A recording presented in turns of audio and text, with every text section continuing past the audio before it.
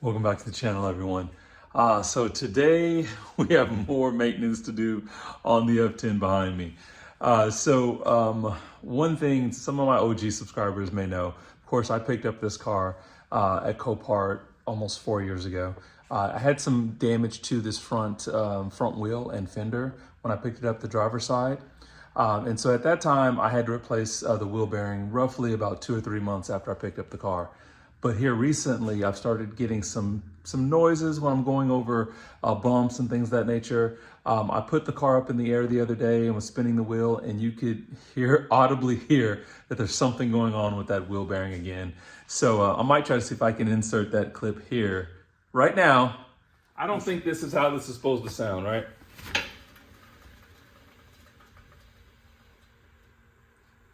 Kind of.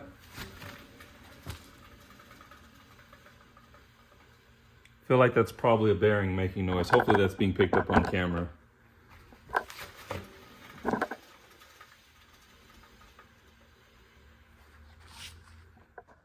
So hopefully you guys were able to see that clip. That was just a little quick video I was sending out to my boys, kind of trying to figure out what was going on with that wheel.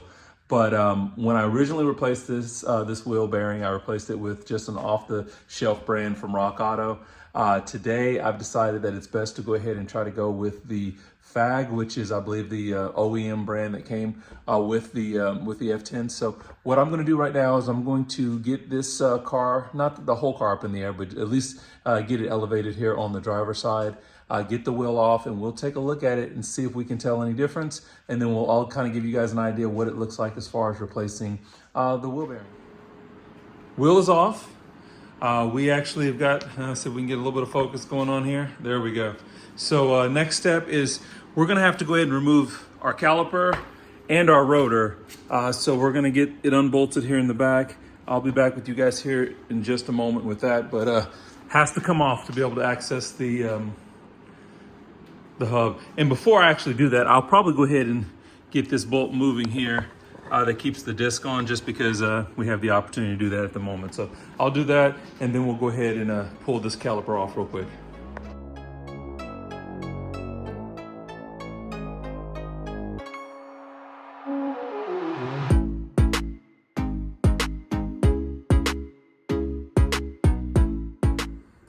Okay guys, we're making progress here.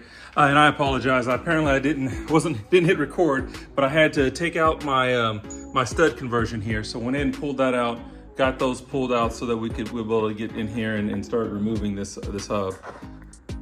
So as you guys can see too, I went ahead and disconnected just these brake lines here so that I can move my caliper over to the side. So that's good to go. Now what we need here is this right here, which is a Torx bit. I'm trying to remember which one this one is. This is a T60. So we've got a T60 Torx.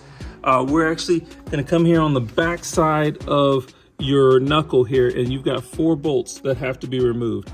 The hardest one is actually gonna be this one here toward the end, inside. I'm not sure if you guys can see that one. That one's gonna be difficult. We may, I'll probably have to end up turning the wheel again just to be able to get access there. But with that being so tight, guys, I'm not gonna be able to really record a lot of that. It's like I said, it's not a lot of fun, but I'm going to try to see if I can't start knocking out these bolts. Hopefully they'll move pretty quickly, but we can always hope, right? So I'll be back with you guys here shortly. Okay, so, and again, sorry guys, I couldn't get a lot of that on film, but that is the old hub bearing, completely removed. My biggest issue right now is, I wasn't thinking about it, but I don't believe these bolts can be reused. Those look pretty bad, especially some of the, look at that one there. That'll zoom in. That's a no-go. So I'm going to have to make this a 2-parter, because looks like tomorrow I'll be running to the BMW dealership to get some new bolts. But one thing just here as a side note, when we were talking about this, I had to actually remove the thrust arm there. So you see it's kind of popped up out of the way here, out of its spot. So I had to remove the bolt down here at the bottom. And that is that Turner Motorsport mono bearing thrust arm. So I had to go ahead and pop that out of its location so that I would be able to get access to that 4th bolt there. There was just no other way for me to get it done. But once I did that, I was able to get that moved out of the way and was able to get that bolt to come out. These are in there. They're a bear to get out, man. They are in there tight. So make sure you haven't hit the gym before you come in here, because you're gonna need all that energy you have. But this is all done. It's now gonna be a matter of reversing this setup. So as you guys can see, I always have people worried about me as far as safety. I've got a jack stand and a jack. So jack stand underneath the vehicle for support, as well as the jack. So I am making sure that the vehicle does not fall on me. But I'm gonna go ahead and wrap it up for this evening because everything's closed. But I will be able to reinstall this at tomorrow afternoon. Oh, and so this here is the new bearing. So I actually purchased this off FCP Euro. It said that it was, I think they said the brand was supposed to be FAG, but if you actually look at what it says here, I'm not German and I can't say that. So I don't know if that is a company that's owned by FAG or not, but this should be the OEM part for this hub. And so there we go.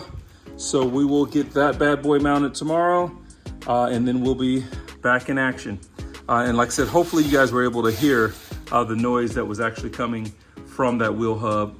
Sounded like almost like a deck of a car, like in a wheel spoke on an old bicycle or whatnot. But for anybody also thinking about this here, so some of my old subscribers probably know that I have been chasing vibration on this vehicle. So that was one of the reasons why I went ahead and swapped out the guibos as well. The center carrier bearing is because I had a vibration. I couldn't figure out what it was. This could easily have been the cause for the vibration, because I don't know how long that bearing's been going bad. I didn't even think to check the bearings, just because, again, the bearing that I just took out of here has been in there for like 3.5 years. So I didn't think that it was going to be bad at this point, because again, that was the bearing I actually replaced when I purchased the vehicle. So we will, hopefully this will lead to no more vibrations on my F10. But I'm excited to get this back in. And then I want to get you guys some more runs on the car with the new turbo. Like I said, I think I've said in a previous video, I'm also trying to figure out whether I'm going with the Cyber Fogger, which is just going to be electronically, a computer controlled version of the fogger that I'm currently running right now. Gives my tuner a little bit more control over how we're actually spraying fuel. Or if I'm gonna go straight into port injection, that is one thing that I'm thinking about as well too. Because this turbo right now, I think I'm somewhere in the 550 to 600 horsepower range. If I were to go to port injection, my tuner told me that there would actually be even more power on the table for me. So we shall see. But yeah, excited to get this thing back on the road. And I will follow up with you guys here in a little while. Okay guys, it's the next day. As you guys see, I actually have my my new bolts that are in. Those are the bolts for the hub. Those 4 bolts right there around the hub. What you'll notice is they do come with Loctite pre-applied. So there's nothing you need to do as far as that's concerned. You're just gonna have to run them down. I will double check and see if there's a torque spec on these hub bolts, but I'm not gonna bore you guys with, of course, installation. It is just, again, the complete opposite of disassembly. But this should be a good fix for me. And what I might do is, before I end this video, I'll probably try to come back and let you guys know if this may have fixed my vibration issue that I've been dealing with. So I will be checking back with you guys in a little while. Well, we've made a lot of progress. We've got it all back together. So as you guys will see, I've got my torque wrench out. The best that I could find as far as torque settings was to torque it down to 150 foot-pounds. So that's what I did. And now I've got everything back together, as you guys can see. So now we're gonna slap the wheel on, and then actually, yeah, I'm gonna slap the wheel on real quick. And if you guys were able to see the footage that I believe I'm putting into this video, I'll give the wheel another spin and we'll see if we have any difference there in sound. Okay, so hopefully things aren't too loud, because that heater unit is going out here because I like it nice and toasty. But let's see if you guys can hear this.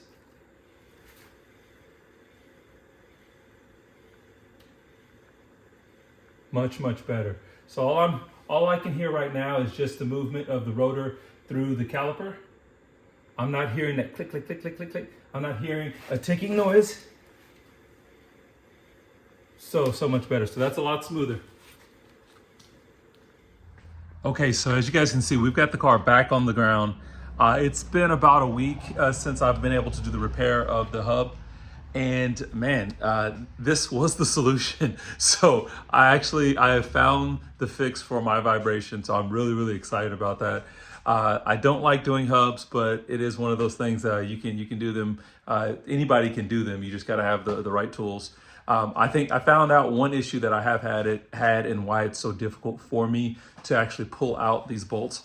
So if you actually look under the description on FCP Euro, when you're actually purchasing the bolts for your hub, it actually puts down a separate part number for the bolts. When I'm going into BMW, I'm actually giving them my VIN number. They give me the bolts that I need, and then I came back in here and start cranking them down. Well, come to find out, the pitch is actually off on those bolts. I can't remember if it's like a 1.5 or 1.75 or whatever the case may be, but they start off pretty good, and then I'm spending a lot of energy cranking these down because technically I am cross-threading them. So don't do that. These bad boys are in and they're not going anywhere. It will become an issue for me if I have to remove this hub again.